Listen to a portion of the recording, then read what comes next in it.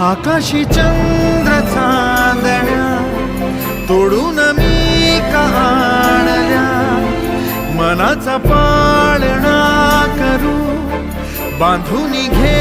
जरा झुला, डोळ्यात तूच साजणी सुखाचा स्पर्श तू नामा, तुझ्या विना उरेन अर्थ जीवना, उजळे तुझ्या हसूने कणकण, अन चंद्र हे हातीचे काकण.